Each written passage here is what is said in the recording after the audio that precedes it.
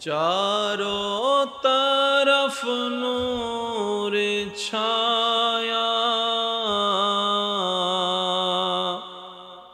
आका का मिलाद आया,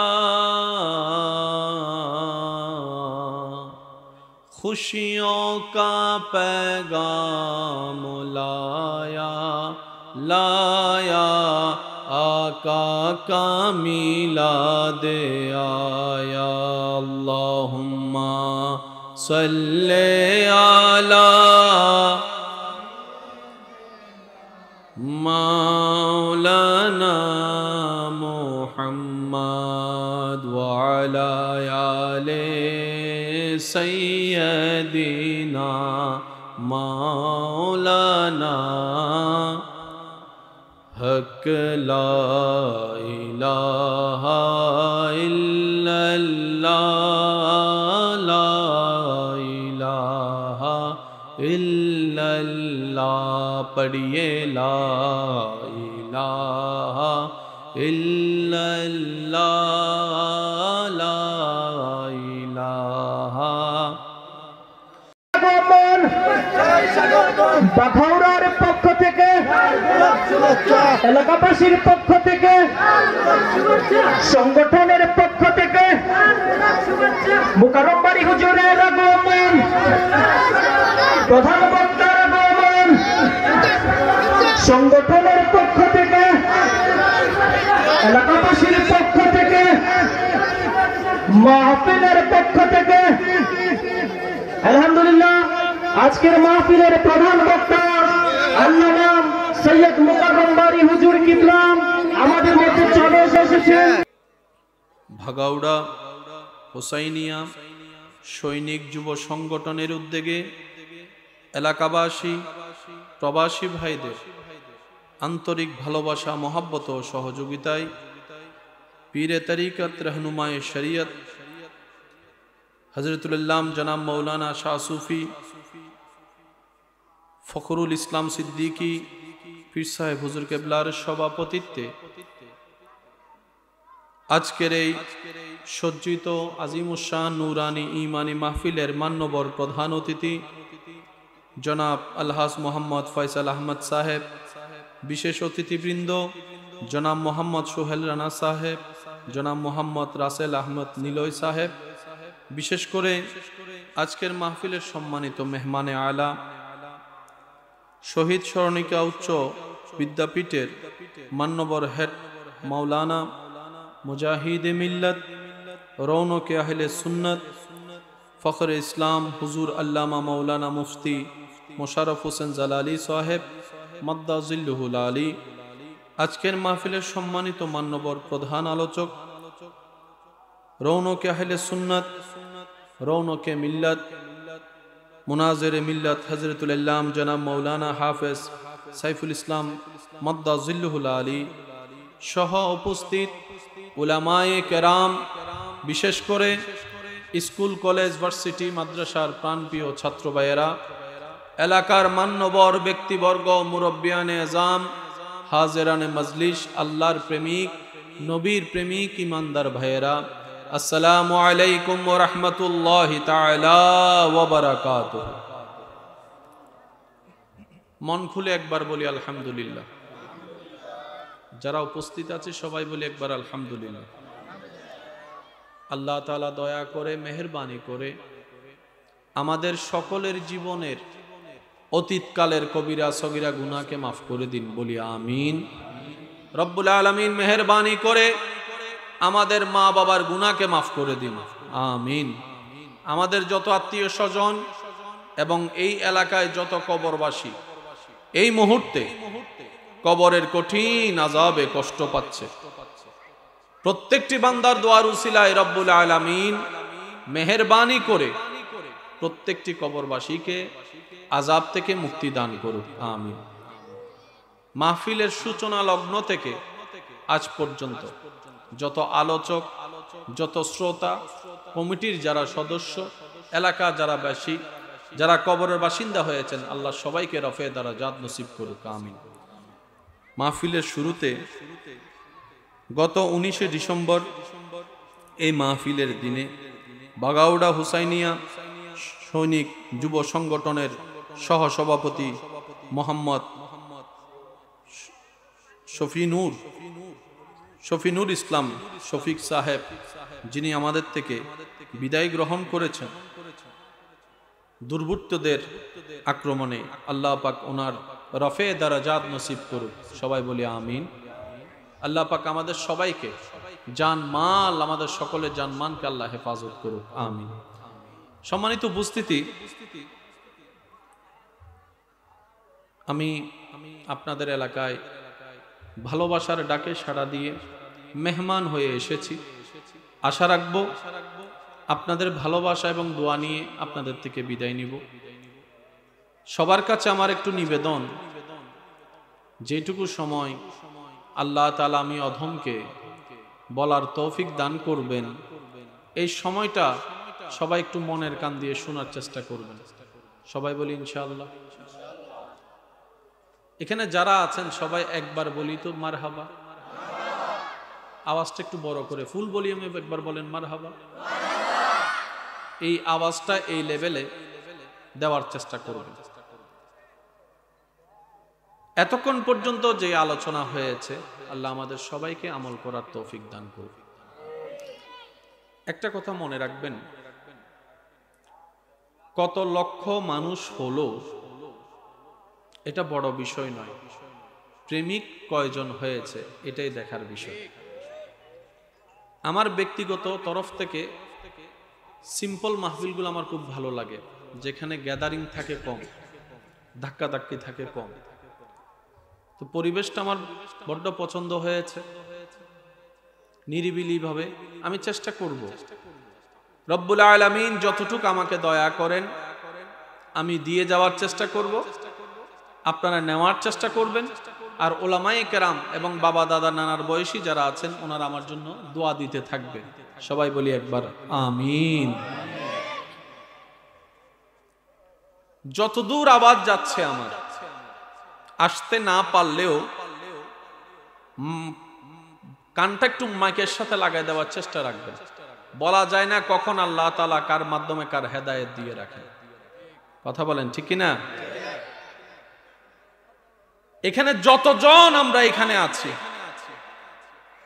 পৃথিবীতে কি থাকার জন্য এসেছি না যাওয়ার জন্য? এটা সবাই বলি। অনেকেই চলে গিয়েছেন, আমরাও চলে যাব। অনেকে চলে গিয়েছেন, আমরাও চলে। যার যাওয়াটা রবের পছন্দের উপর হয়, তার জন্য জান্নাত সামনে চলে আসে। সুবহানাল্লাহ বলি, আর একটু জোরে বলি না সুবহানাল্লাহ। এই সৃষ্টি জগতে আমাদের রব্বুল আলামিন যা যা সৃষ্টি করেছেন, প্রত্যেকটা সৃষ্টির একটা বিশেষ কারণ আছে। কারণ ছাড়া আমাদের রব কিছুই সৃষ্টি করেন। আল্লাহর সৃষ্টিতে একটা সৃষ্টির নাম হচ্ছে কাক, যার চিৎকারে দুপুরবেলা মানুষ ঘুমাইতে পারে না। এই কাককে আপনি যত জীবন দেখেছেন, আওয়াজ দিয়ে বলুন তো, এই কাককে কোথায় বসতে দেখেছেন? পরিষ্কার জায়গায় না ডাস্টবিনে? বা একটু বলি, কাককে কখনো পরিষ্কার জায়গায় সহজে বসতে দেখা যায়? কাক সব সময় থাকবে ময়লা জায়গায়। এই ডাস্টবিনে ময়লা জায়গায় কখনো টিয়া পাখি দেখছেন?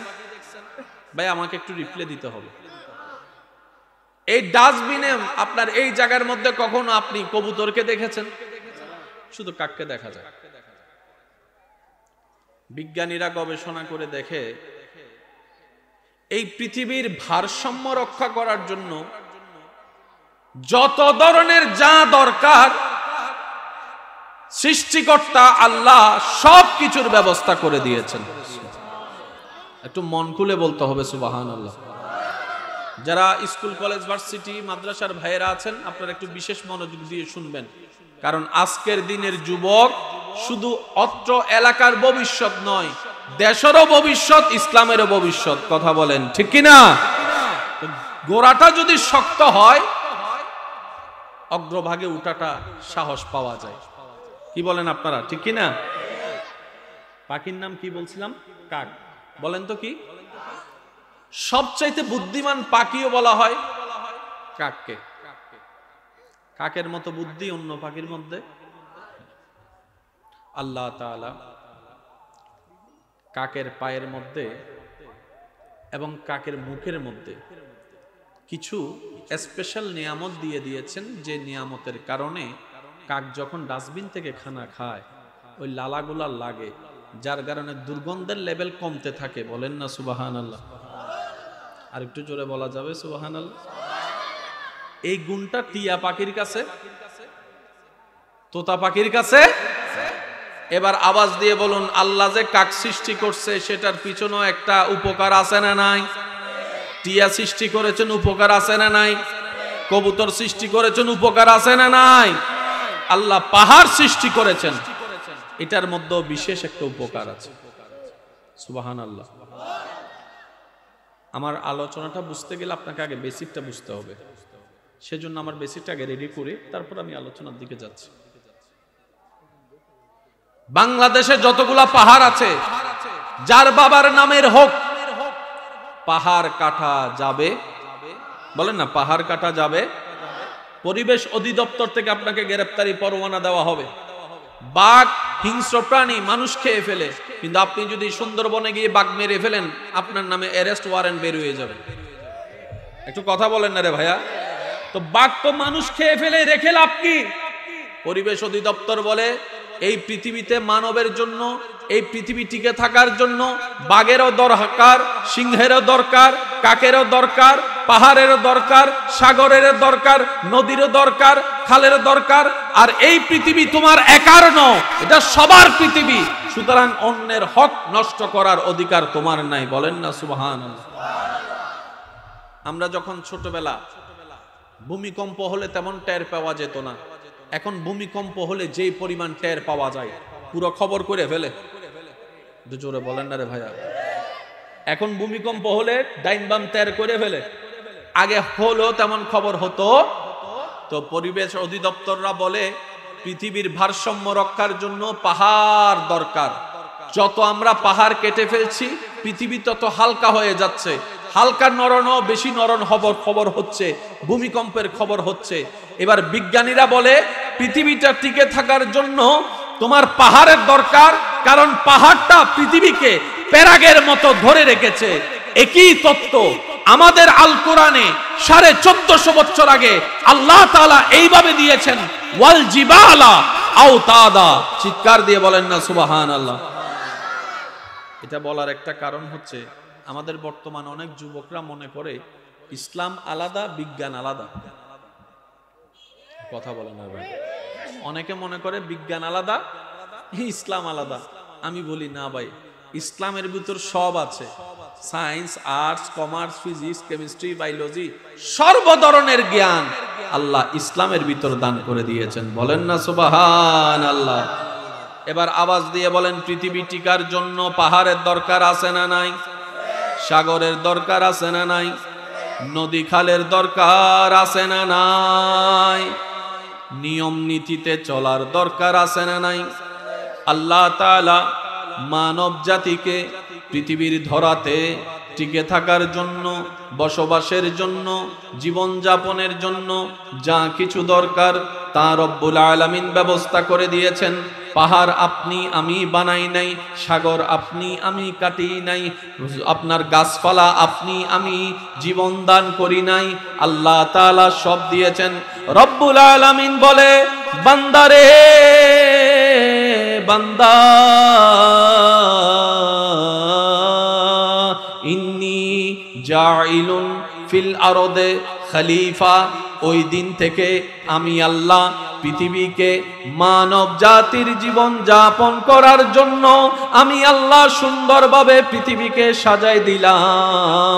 আমি তোদেরকে পৃথিবীর মধ্যে পাঠাই দিলাম, কিন্তু খবরদার খবরদার খবরদার, আমার সাজানো পৃথিবীটাকে নষ্ট করার অধিকার আমি আল্লাহ কাউকে দিই না। পৃথিবী কার বলেন না ভাই? পৃথিবী কার?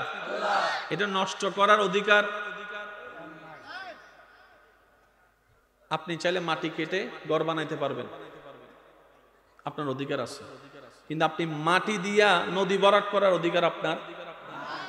এই জিনিসটা একটু বুঝতে হবে। বর্তমানে দরকার আছে না নাই এগুলা বুঝার আপনারাই বলেন না, একটু দরকার আছে না ভাইয়া? পাহাড় আপনার বাবার নামে দাদার নামে হতে পারে, কিন্তু পাহাড় কাটার অধিকার নাই, কারণ ওই পাহাড়টার সাথে আমরা সবাই জড়িত। জঙ্গলের সাথে আমরা জড়িত, কথা বলেন ঠিক কিনা? করোনাকালীন সময়ে যখন একটা বড় বিশ্বের বড় একটা জঙ্গলের মধ্যে আগুন লাগছে, সারা বিশ্বের বড় বড় নেতারা সবাই ওখানে সাহায্য পাঠাইতেছে, পানি পাঠাইতেছে নিবানোর জন্য। ভাই তোমার দেশ তো না, জঙ্গল তো অন্য দেশের, তুমি নিবাও কেন? তখন তারা উত্তর দেয়, ওই জঙ্গলের গাছের টাকায় আমরাও তো অক্সিজেন পাচ্ছি। কথা বলেন না সুবহানাল্লাহ। এবার আসেন, মানুষ বেঁচে থাকার জন্য নিঃশ্বাসের দরকার আছে। আপনারা একটু যদি আমাকে উত্তর দেন, নিঃশ্বাস কোত্থেকে পাই আমরা? এই তো মাশাআল্লাহ বলেন কোত্থেকে? এখন আপনি বসে কার গাছ থেকে নিঃশ্বাস নিচ্ছেন জানেন? কার বাড়ির গাছ? সেজন্য আমি মাঝে মধ্যে বলি, মানুষ বেঁচে থাকে অক্সিজেন হয় গাছ থেকে। কে কোন গাছ থেকে নিঃশ্বাস নিয়ে বেঁচে থাকে, বেঁচে আছে, এটা যদি দুশমনরা জানতো, এসব কথা কয় না, মানুষ আর মারতো না, শুধু গাছটারে। সেজন্য আল্লাহ তাআলা ওই নিয়ামত কাউকে জানতে দেয় না। বলেন না সুবহানাল্লাহ। আল্লাহর কুদরত যে কত চমৎকার বিষয় কিভাবে বুঝায়? সারা পৃথিবীর সমস্ত আলোচক জীবন পার করে দিতে পারবে, আল্লাহর রহমতের এক বিন্দু আলোচনা করা কারো পক্ষে সম্ভব না। মনে রাখবেন, আমি একটু পাগল টাইপের মানুষ তো, পাগলামি একটু বেশি করি। মনের কান কি সবার প্রস্তুত আছে ইনশাআল্লাহ? যারা রবের দিকে ফিরতে চান, যারা দুনিয়া এবং আখিরাতে শান্তি পেতে চান, আমি আপনাদের একটু মনোযোগ আকর্ষণ করব। আর কেউ যদি শান্তি পেয়ে আছেন, জান্নাতি হয়ে গেছেন, তারা না শুনলেও চলবে। আমার মতো গুনাহগার যারা আছেন, আমি আপনাদের একটু মনোযোগ চাচ্ছি। কারণ কি জানেন? আপনি যতই যাই কিছু করেন না কেন, ঘরে যদি শান্তি না পান, আপনার আর আছে কি? আপনার বউ যদি আপনার 2 পয়সার দাম না দেয়, এই সম্মান দিয়ে কি করবেন আপনি? কথা বলেন আরে ভাইয়া। আপনার ছেলে মেয়েকে আপনি বললেন ডাইনে যাইতে, সে যায় বামে, বামে কইলে যায় সোজা। সবাই আপনার কথা শুনে, আপনার ছেলে মেয়ে আপনার কথা শুনে না, তাইলে আপনি অর্জন করলেন কি? বুঝাতে পারছি কথা? বাহিরের শান্তির চাইতে বেশি দরকার ভিতরের শান্তি। ঘরের শান্তির চাইতে বেশি দরকার মনের শান্তি। একটু কথা বলেন ঠিক কিনা?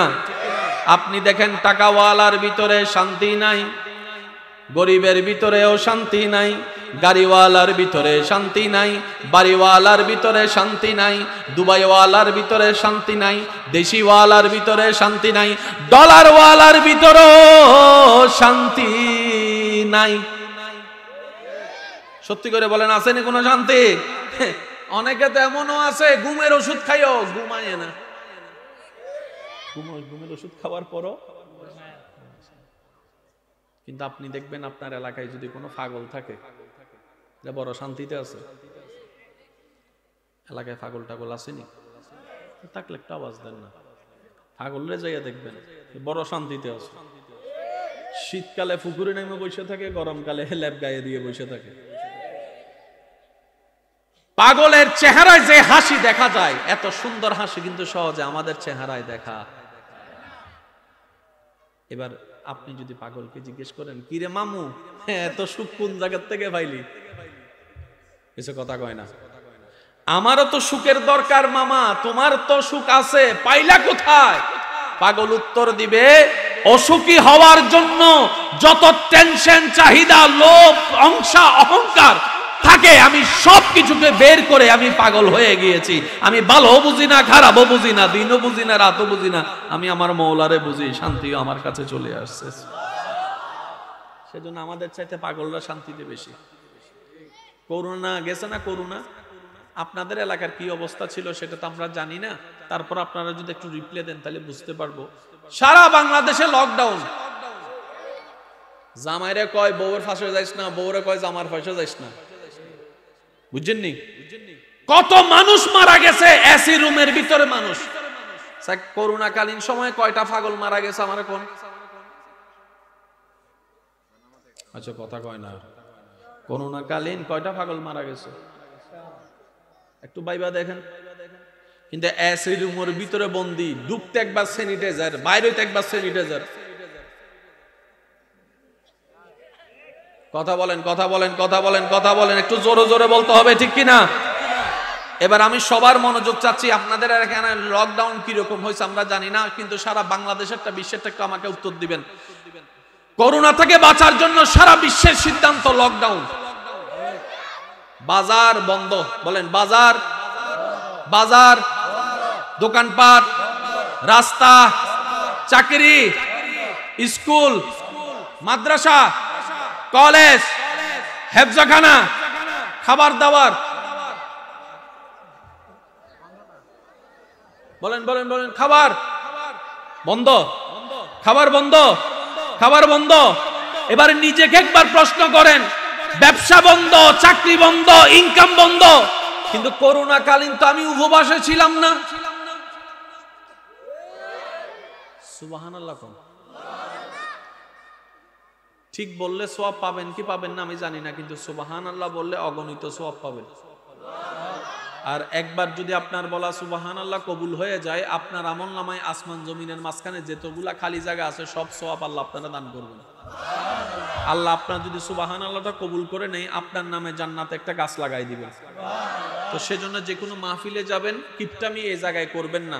যাদের গুনাহ বেশি সওয়াব কম, সব নিতে থাকবেন, সুবহানাল্লাহ কইতে থাকবেন, সুবহানাল্লাহ কইতে থাকবেন। হুজুররা বলুক আর না বলুক আপনারা বলতে থাকবেন। বলেন তো দেখি কিভাবে বলবেন সুবহানাল্লাহ? আর একটু জোরে বলেন সুবহানাল্লাহ। করোনাকালীন সব বন্ধ, দুই বেলা তিন বেলা খাইতেছে। এই কথা কি অস্বীকার করতে পারবে? আবার বলি, একটু উত্তর দিবেন। দোকান, চাকরি, ব্যবসা, স্কুল, কলেজ, ঘরের থেকে বাইর হওয়া, তিন বেলা খাওয়া। এবার বুঝতে পেরেছেন রিজিকের মালিককে? এই বুঝটা যদি আমাদের চলে আসে, পৃথিবীর 95% জামিলা শেষ। আর সিডাঙ্গ দেখা হতা হয়, হয়তো মাল্লে ফিরে এবার যদি না থাকতো বেগিন জামিলা শেষ হয়ে যেত। এই ফেরিবার হারণে বেগিন জামিলা বাজি হতা না হয়, ঠিক না বে? ঠিক। সব জামিলের মূল কি বলেন? কি? পেটের কি দরকার? এবার বলেন খাবারের ব্যবস্থা করে দেন কে? সবাই মিলে বলেন খাবারের ব্যবস্থা করে দেন কে? রিজিকের ব্যবস্থা করে দেন কে? সম্মানের ব্যবস্থা করে দেন কে? টাকার ব্যবস্থা করে দেন কে? সুস্থতার ব্যবস্থা করে দেন কে? বিপদ থেকে মুক্তির ব্যবস্থা যিনি করে দেন তিনি কে? আছে না নাই? দেখে কি দেখে না? শুনে কি শুনে না? দিতে পারে কি পারে না? গর্ত থেকে তুলতে পারে কি পারে না? অসুস্থকে সুস্থ বানাতে পারে কি পারে না? অশান্তিরে শান্তি বানাইতে পারে কি পারে না? ওই আল্লাহ আছে না নাই? দেখে কি দেখে না? তাহলে আমাদের এত টেনশন থাকার দরকার কি? আজকে একটা কথা মনে রাখবেন, টেনশন কারা করে? যার লগে আল্লাহ সম্পর্ক দূরে, টেনশন তাদের। আর যার লগে রবের সম্পর্ক কাছে, আগুনের সামনে দাঁড় করায় দিলে ওনার কোনো টেনশন লাগে না, ইব্রাহিম নবীর মতো। আর একটু আস্তে করে বলেন না সুবহানাল্লাহ। যাদের সাথে রবের সম্পর্ক কাছের, তাদেরকে যদি আপনি মাছের পেটেও ফেলে দেন, টেনশন নাই তাদের। আগুনের সামনে রেখে দেন, মলিনতা নাই চেহারার ভিতরে। কেন জানেন? ওনারা বলে এই আগুনের ধর্ম হচ্ছে জ্বালিয়ে ফেলা, কিন্তু যদি আমার রব চায় আর আমার রব যদি না চায়, তাহলে আগুন আমাকে জ্বালাতে পারবে না, আগুন আমাকে জ্বালাতে পারবে না। সুবহানাল্লাহ বলতে থাকি, আগুন আমাকে জ্বালাতে পারবে না। ইউনুস নবী বলে মাছ খেয়ে ফেলে পেটে হজম হয়ে যায়, এটাই বাস্তবতা। কিন্তু যদি আমার রব চায়, আর রব যদি না চায়, মাছের বাপেরও ক্ষমতা নাই আমাকে গিলে হজম করা। আমাকে গিলে হজম করা। এই বিশ্বাসের নাম হচ্ছে তাওয়াক্কুল, এই বিশ্বাসের নাম হচ্ছে ভরসা। তাই তো আল্লাহ কুরআনুল কারীমে সূরা তালাকের ২ নম্বর আয়াতে শেষের অংশে বিশ্ববাসীকে জানাই দিচ্ছেন ওয়া মাইয়াত্তাকিল্লাহ ইয়াজআল লাহু মাখরাজান। ৩ নম্বর আয়াতের শুরুতে ওয়া ইয়ারযুকহু মিন হাইসু লা ইয়াহতাসিব।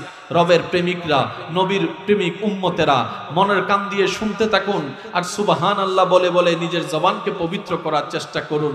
রব্বুল আলামিনের ফরমান, হে আমার বান্দারা, যদি তোমার জীবন চলার পথে এমন পরিস্থিতি সামনে চলে আসে, বিবেক বলে বাঁচার কোনো উপায় নাই, তোমার জ্ঞান বলে উঠার কোনো উপায় নাই, তোমার বুদ্ধি বলে আমার পাশে আজকে কেউ নাই, আজকে আমার শেষ, আজকে আমার সব শেষ, আজকে আমার ব্যবসা শেষ, আজকে আমার সংসার শেষ, আজকে আমার দুনিয়া শেষ, এমন পরিস্থিতির মধ্যেও যদি তুমি বান্দা নবীর প্রেমটার সাথে নিয়ে আমি রবের উপর এতটুক ভরসা করে একটা কথা বলতে পারো, যাই হোক আমার আল্লাহ আছে, আমার আল্লাহ আছে, আমার আল্লাহ আছে, সুবহানাল্লাহ বলতে থাকি, আমার আল্লাহ আছে, বাস এতটুক যদি বান্দা তুই বলতে পারিস, আমি আল্লাহ তোর সাথে ওয়াদা করলাম ওয়া মাইয়াত্তাকিল্লাহ ইয়াজআল লাহু মাখরাজান।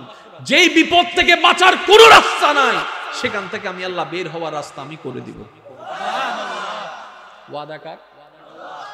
এখানে অনেক প্রবাসী ভাই আছেন, একটু জোরে বলেন আছেন? ভিসা হয়ে গেছে, বিমানের টিকেটের টাকা নাই, ভিসা হয়ে গেছে, যাওয়ার জন্য বিমানের টিকিট করার টাকা নাই, এমন অনেক ব্যক্তি এখন ৫-৬ বছর বিদেশ করে চলে আসছে, যেমনও আছে। এবার আমি প্রশ্ন করি, টাকা তো ছিল না, পাইলেন কই? আমার ভাই বলে কেমনে কেমনে জানে ব্যবস্থা হয়ে গেছে।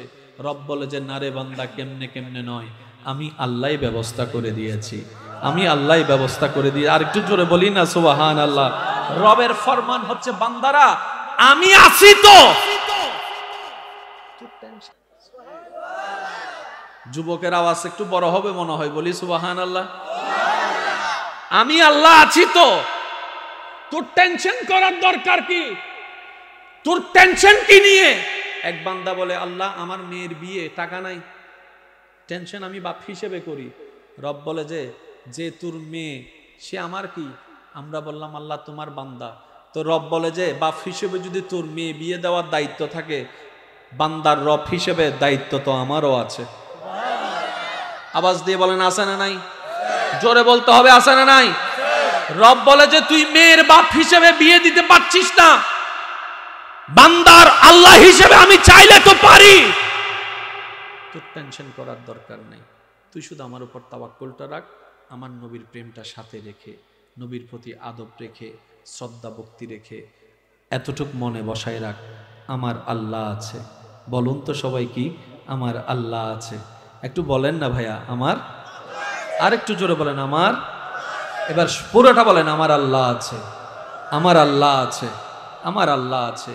বান্দা তুই শুধু এতটুক বল, আর কোন কাজ বলেন, আর কোন কাজ? আমি আল্লাহ তোকে বিপদ থেকে বাঁচাই দিব, গর্ত থেকে তুলে দিব, তোর কর্জ আমি মিটাই দিব। সুবহানাল্লাহ, আরো জোরে জোরে বলেন না। তোর জ্ঞান আমি পরিপূর্ণ করে দিব, তোর কঠিন রাস্তা আমি সহজ করে দিব। শুধু বান্দা এতটুক নয়, আল্লাহ বলছেন ওয়ায়ারযুকুহু মিন হাইসু লা ইয়াহতাসিব। এমন এমন জায়গা থেকে তোর জন্য রিজিকের ব্যবস্থা করব, তুই শুধু পেতে থাকবি আর অবাক হতে থাকবি, আসলো কোত্থেকে ব্যবস্থা হলো কেমনে বলেন। আচ্ছা, আপনাদের এলাকায় এখানে বিয়ে বাড়িতে খাবার হয়? কতশো মানুষ আনুমানিক? 200, 300, 500, 1000 বলেন না? 500? আচ্ছা, 500 মানুষের দাওয়াত দিলে কয়শো মানুষের খাবার করেন? কথা কয় না। দাওয়াত দিচ্ছেন কত, কিন্তু খাবার তৈরি করতে হয় 600 বা 700। কেন? হ্যাঁ, আমাদের মতো কিছু বেহাইয়া আছে, কথা কয় না। দাওয়াত ছাড়া আসেনি। আবার অনেক সময় 2 জনকে দাওয়াত দিলে, হে তেরে দাওয়াত দিয়েছি, এটা আসার সময় বন্ধু আয়। মনে রাখবেন, এরকম খাওয়া হারাম, হারাম, হারাম। এই আওয়াজ ছোট হয়ে গেছে। অনেকে তো এমন আছে বন্ধুরে কল দে, ওই ফারাই আছে বিয়ে একটাই। এমন খাওয়া যাবে কেন? আপনার আমার এরকম বিনবুলিয়া খাবার কারণে যদি ওই মেয়ের বাপ ছেলের বাপ যদি খাবার শর্ট করে বেইজ্জতি হয়, ওটার দায়ভার আমাদের নিতে হবে। সেজন্য মনে রাখবেন, যদি দাওয়াত দেয় 5 জনকে, যাবেন বেশি থেকে বেশি 1 জন কমায় যান। কষ্ট হচ্ছে আপনাদের ভাইয়া? দাওয়াত দিছে কয়জন? 5 জন। যাব আমরা 3 জন। আর না হয় 4 জন। মনে থাকবে ইনশাআল্লাহ। আর যদি দাওয়াত ছাড়া কেউ যদি ডাকে, আপনি বলবেন যে পেট ভরানোর জন্য আমার আল্লাহকে নারাজ করার কোনো দরকার নেই। সুবহানাল্লাহ। এই কথা মনে থাকবে। আর কিছু চাইলে ওই উপহার কিছু নিয়ে যায়েন, এই কথা কয় না। কিছু চাইছে আপনার থেকে, আপনি খুশি মনে দিবেন, যেটা ওনার উপকার হয়। মনে থাকবে ইনশাআল্লাহ। এখানে জোরাজোরির কোনো অবস্থা, উনি ভালোবাসা করে ডেকেছেন, আপনি ভালোবাসা নিয়ে যাবেন, আল্লাহ যতটুকু তৌফিক দেয়। 500 মানুষের দাওয়াত, 700 মানুষের খাবার, অনেক সময় দেখা যায় 800-900 মানুষ খাবার পরেও কিছু খাবার, মুরব্বীর একটু বললে সুবিধা হয়, কিছু মানুষ খাবার পরও কিছু খাবার, তখন আমাদের মুরব্বীরা বলে বরকত হইছে। কি হইছে বলে? বরকত হওয়া মানে কি ওই বাবুর্চি এসে আপনার জন্য নিজের পকেট থেকে 2টা মুরগি এসে জবাই করে দিছিল? বরকতটা হয় কি? সবাই বলবেন আল্লাহ করে দেয়। আল্লাহ কেন করে দেয় জানার দরকার। ভাই বলেন না জানার দরকার? সত্যি করে একটা ঈমান আমানে আমি সবার মুখে একটা উত্তর শুনতে চাই। বসা দাঁড়ানো সবাই, এই পর্যন্ত সবার জীবনে কোনো না কোনো বিপদ আসছে কি আসে নাই? অভাব হয়েছে কি হয় নাই? ইমার্জেন্সি টাকার দরকার হয়েছে কি হয় নাই? আল্লাহ কোনো না কোনো ভাবে ব্যবস্থা করে দিচ্ছে কি দেয় নাই? সত্যি করে বলেন, সবাই বলেন না। আল্লাহ কিন্তু কাউকে আটকায় রাখে না। কি বলেন আপনারা? কাউকে আটকায়। বর্তমান বাজারে, বিয়ের বাজারে এত গরম, লক্ষপতি কোটিপতির মাইয়া বিয়ে দিতে পারে, বুঝলাম আমাদের মতো গরিবের মেয়ে কেমনে বিয়ে হয়? বিয়ে হয় না? কেমনে হয়? মনে রাখবেন, সব সেটিং রব্বুল আলামিন নিজেই করে রেখেছেন। সুবহানাল্লাহ। এবার টোটাল বিষয়টা আমি আপনাদেরকে বুঝাই বলি। বিয়ের আগের দিন রাত্রে মেয়ের বাপ ছেলের বাপ টেনশন করছে, এত মানুষের খাবার কেমনে ব্যবস্থা করব? বলেন বলেন বলেন বলেন বলেন। বিয়ে তো কয়েকদিন পরে, টেনশন সবার মাথায়, কেমনে ব্যবস্থা করব? তো মেয়ের বাপ ছেলের বাপ যখন টেনশন করতেছে, তখন মেয়ের মা ছেলের মা হঠাৎ করে জামাইকে একটু শান্ত করার জন্য বলল, জামাই টেনশন করো না, আল্লাহ আছে। সুবহানাল্লাহ, একটু জোরে বলি না। জামাইরে একটু টেনশন ফ্রি করার জন্য বউয়ে বলতেছে, টেনশন করো না, আল্লাহ আছে। আপনার এলাকার বাগাওড়া এলাকার গ্রামের একটা টিনের চালের বাড়ির থেকে আল্লাহর একজন বান্দা বলেছে আল্লাহ আছে, আওয়াজটার সাথে সাথে আল্লাহ পর্যন্ত পৌঁছাই গেছে। বুঝবেন, সাথে সাথে আল্লাহ ফেরেশতাকে ডাকলো, এ ফেরেশতা, আমার বান্দা আমার নাম নিল মনে হয়। কি হয়েছে আমার বান্দার, কি হয়েছে? ফেরেশতা বলে, আল্লাহ কালকে তার ছেলে মেয়ের বিয়ে, তো অনেক টাকার দরকার, বেজ্জুত হয়ে যাবে বলে টেনশন করতেছে। রব বলে, সে আমার নাম নিছে না? যে আমার নাম নেই সে আবার বেজ্জুত হয় কেমনে? না সুবহানাল্লাহ, আর একটু আসতে বলেন দেখি। যার যত শক্তি আছে এমন ভাবে সুবহানাল্লাহ বলেন যেন শয়তানের গালে জুতার বাড়ি ভরে। রব বলে, যে আমার নাম নেই সে আবার বেজ্জুত হয় কেমনে? ওয়াতুইজ্জু মান তাশা ওয়াতুযিল্লু মান তাশা। ইজ্জত আমি রবের দরবার থেকে বরাদ্দ হয়, বলেন না সুবহানাল্লাহ। সাথে সাথে আল্লাহ তাআলা ফেরেশতাকে বলে, ফেরেশতা, আমার বান্দা যেন বেজ্জুত না হয়, ডিউটি করো। তখন ফেরেশতা আয়েশা ওই বান্দার ডিউটিটা করে যেন সে বেজ্জুত না হয়, যেটাকে আপনি আমি বরকত বলি। এবার আওয়াজ দিয়ে বলেন, রিজিক দেওয়ার মালিক কে? হায়াত দেওয়ার মালিক, সম্মান দেওয়ার মালিক আছে, দেখে। তাহলে টেনশন করার দরকার, 2 নাম্বারই করার দরকার, সুদের সাথে লাগার দরকার, ঘুষের সাথে লাগার দরকার। আল্লাহ বলে, বান্দা তুমি সুদের সাথে কেন লাগতেছ, ঘুষ কেন খাচ্ছ? কি নিজের পেট, বউয়ের পেট, ছেলের পেট, মেয়ের পেট, মার পেট, বাবার পেট, ভাইয়ের পেট, বোনের পেট, এগুলার জন্যই তো। কথা বলে না, এগুলার জন্যই তো। এবার আল্লাহ বান্দাকে জিজ্ঞেস করে, বান্দা তুমি 2 নাম্বারই করো, যেই পেট ভরার জন্য আমি আল্লাহ তোমাকে জিজ্ঞেস করি। তুমি যখন তোমার মায়ের পেটে ছিলে, সেই পেটে তোমাকে খাওয়ালো কে? খাওয়ালো কে? খাওয়ালো কে? আরে আমি আল্লাহ যখন চতুর্দিকে বন্ধ ঘরে তোমার মায়ের পেটে তোমাকে খাওয়াতে পারি, আমি আল্লাহ কি তোমাকে সারা জীবন খাওয়াতে পারি না? তোমাকে চালাতে পারি না?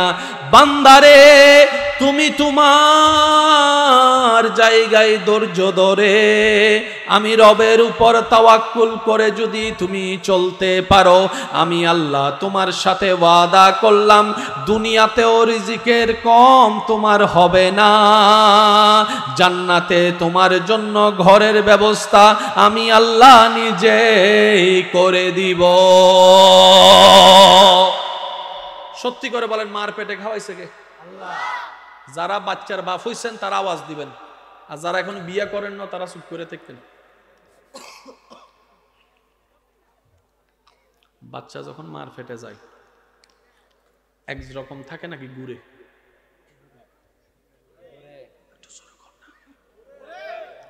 অনেক সময় ডাক্তাররা বলে তাড়াতাড়ি সিজার করো, কেন? বলে যে পানি কমে গেছে।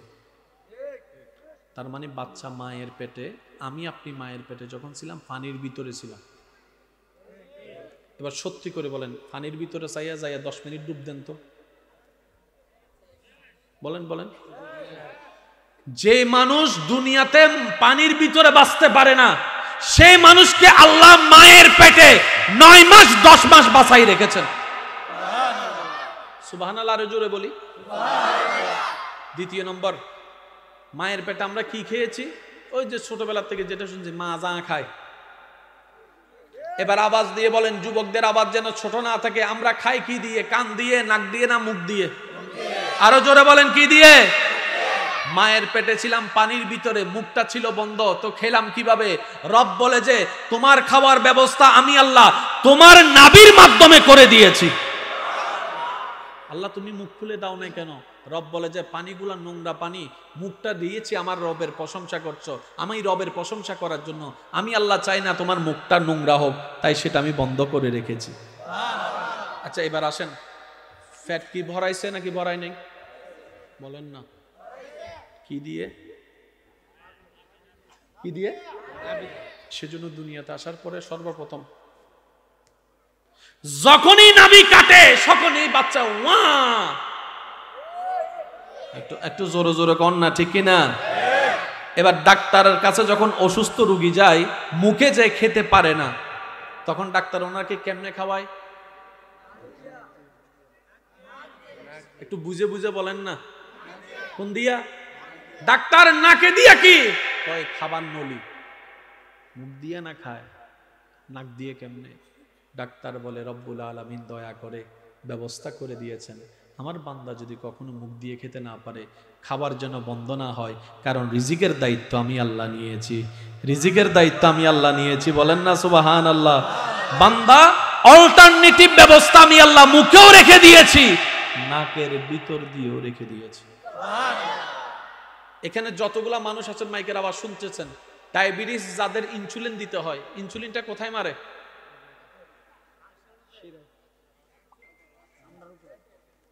কোথায়? চামড়াটার এমনি চিপ্পা মারে। যখন বেশি বেড়ে যায় তখন নাভির পাশে মারতে হয়। একটু কথা কয় না, কথা কয় না, আরে জোরে কন না রে ভাইয়া। নাভি যে কত বড় দামি জিনিস বুঝলামই তো না। আমার হিন্দু ভাইয়েরা যখন শ্মশানে মানুষ পুড়ায়, সব পুড়ে যায়, দুইটা জিনিস পুড়ে না। একটা হইল, বলেন বলেন, আরেকটা হলো, ওই দিন একটা ভিডিওতে দেখলাম শ্মশানের একজন পণ্ডিত বলছেন, বলে যে নাভি এবং কপাল পুড়ে না। উনি নিজে বলছেন আপনার আমার শুরু হয়েছে হাত থেকে নয়, নাভি থেকে। সুবহানাল্লাহ, আরো জোরে বলি। আপনি আমি মায়ের পেট থেকে হাত পা যা পেয়েছি শুরু হয়েছে নাভি থেকে। এই নাভি থেকে আপনার আমার শুরু, সেজন্য দুনিয়াতে আসার সাথে সাথে নাভিটা কেটে ফেলতে হয়। সুবহানাল্লাহ, একটু জোরে বলি, মন খুলে একবার বলি সুবহানাল্লাহ। এই সব কিছু গড়ে দেখাচ্ছেন তিনি কে? নাভি কখনো পড়ে না, কপাল কখনো পড়ে না। আমার ভাইয়েরা যদি বুঝতে পারে আর কি, হয়তো একদিন চলে আসবে। বুঝে নেন না রে ভাই, বুঝে নেন না, বুঝে নেন না। যদি কোনোদিন বুঝতে পারে আমার ভাইয়েরা, চলে আসবে।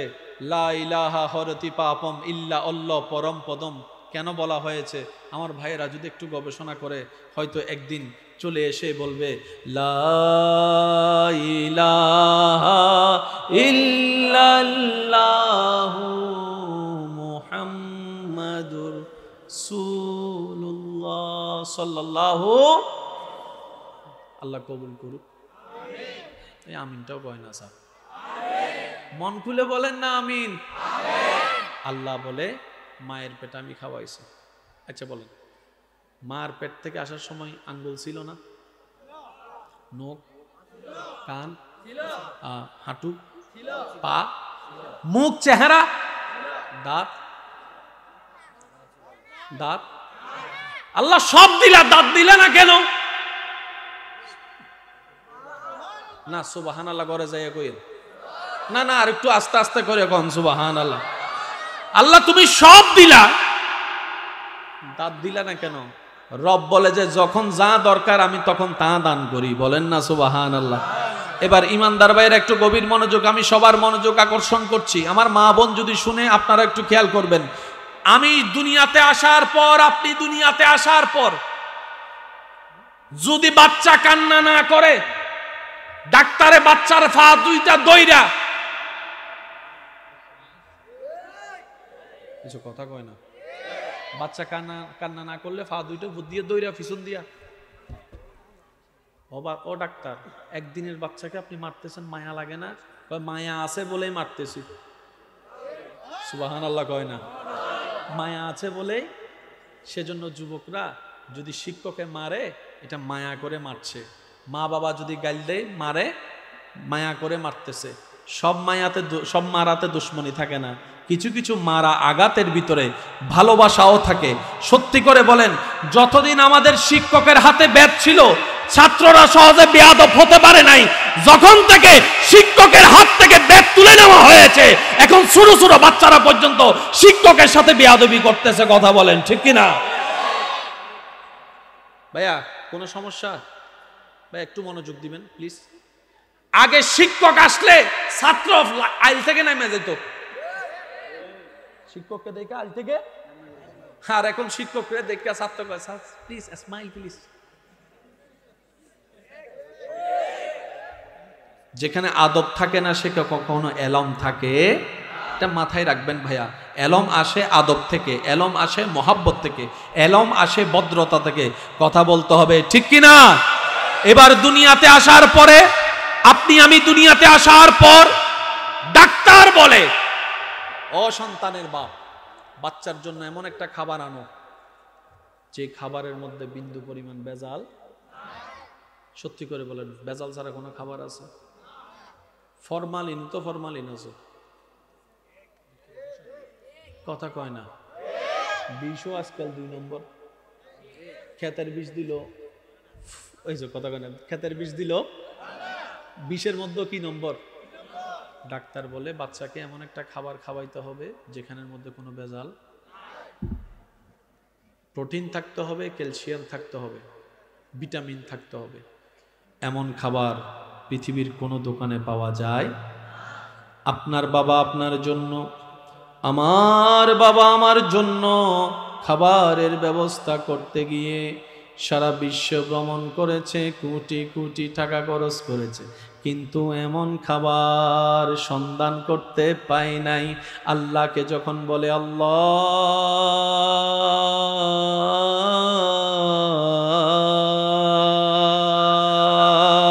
সুবহানাল্লাহ, আমার বান্দা, আমার সন্তান খাবার দরকার, আল্লাহ পৃথিবীতে কোটি টাকা খরচ করেছি, খাবার পাই নাই। রব বলে তোর সন্তান, বাপ হিসেবে যেরকম তোর দায়িত্ব আছে, ওই সন্তানের, ওই বান্দার আল্লাহ হিসাবে তো আমারও দায়িত্ব আছে। বান্দারে, ও সন্তানের বাবা, টেনশন করিস না, তুই তোর বউয়ের কাছে ফেরত যা। যখন বউয়ের কাছে ফেরত গেল, তখন দেখে মা সন্তানকে হাতে নিয়ে বুকের দুধ খাওয়াচ্ছে। আরেকটু জোরে বলেন না সুবহানাল্লাহ। এবার সন্তানের বাবা ওই মায়ের কোলে সন্তানকে দেখে অবাক নয়নে তাকিয়ে জিজ্ঞেস করে, তুমি করো তো করো কি? বলে যে বাচ্চাকে দুধ খাওয়াই, বাচ্চাকে খাবার খাওয়াই। তো খাবার তো পেলাম না, তুমি পেলা কই? বাচ্চার মা বলে, আমার আল্লাহ আমার সন্তানের খাবার ব্যবস্থা 3 দিন আগেও যেখানে দুধ ছিল না, আজকে সেখানে দুধের নহর বসাই দিয়েছেন। আরেকটু জোরে বলা যাবে সুবহানাল্লাহ? আরেকটু জোরে বলেন না সুবহানাল্লাহ। এবার বলেন, রিজিকের ব্যবস্থা কে করছেন? বলেন, রিজিকের ব্যবস্থা কে করছেন? আল্লাহ। একদিনে বাচ্চার কোনো দাঁত, বলে না দাঁত, আল্লাহ দাঁত দিলে না কেন? দাঁত দিলে তোর মা তোরা দুধ খাওয়াবে না। কথা কয় না। তোরা যদি আমি প্রথম দিন দাঁত দিই, তুই এমন কামড় দিবি, হে আর দুধ খাওয়াইতো না। সেজন্য তোরা আমি দাঁত দিই নাই, মারি দিছি, মারি মারি। ওই যে কথা কয় না, কথা কয় না, আরো জোরে বলেন না। রব বলে যে আমি জানি কখন কি কতটুক দেওয়া দরকার। এবার বাচ্চার যখন 6 মাস 7 মাস 1 বছর 1.5 বছর 2 বছর হয়, তখন আস্তে আস্তে কি হয়? কথা কয় না। যখন দাঁত হয়, তখন দুধ খাইতে গেলে আমরা মায়ের বুকের মধ্যে কামড় দিছিলাম। মা কোন রকম সহ্য করছে, আর মনে মনে ভাবতেছে প্রথম দিন থেকে যদি দাঁত থাকতো, আল্লাহ তুমি আমার সন্তানের দাঁত দাও নাই, ভালো করছো। কথা বলেন রে ভাই, আমি আমার মার কথা বলছি, আপনি আপনার মার কথা ভাবেন না। আল্লাহ, আমার মা বলে, আল্লাহ আমার ফুলারে যে তুমি প্রথম দিন দাঁত দাও নাই, বড় ভালো করছো, নাইলে সে আমার শেষ করে ফেলতো। আল্লাহ পাক বলে যে যখন যা দরকার আমি দিয়েছি। এবার 1.5-2 বছর হওয়ার পরে যখন বাচ্চা আস্তে আস্তে বাহিরের খানা খায়, বাহিরের খানা খায়, আস্তে আস্তে মায়ের বুক থেকে আল্লাহ দুধ তুলে নেয়। যারা বিবাহিত সন্তানের বাপ আছেন তারা একটু বলেন না রে ভাইয়া, ঠিক কিনা? অবিবাহিত ভাইরা তো বুঝতে পারবেন, আপনারা একটু শিখিয়ে দেন। বাচ্চা যখন 2 বছর হয়, আস্তে আস্তে মায়ের বুকের দুধ নাই হয়ে যায়, নাই, বুকে আর দুধ আসে না।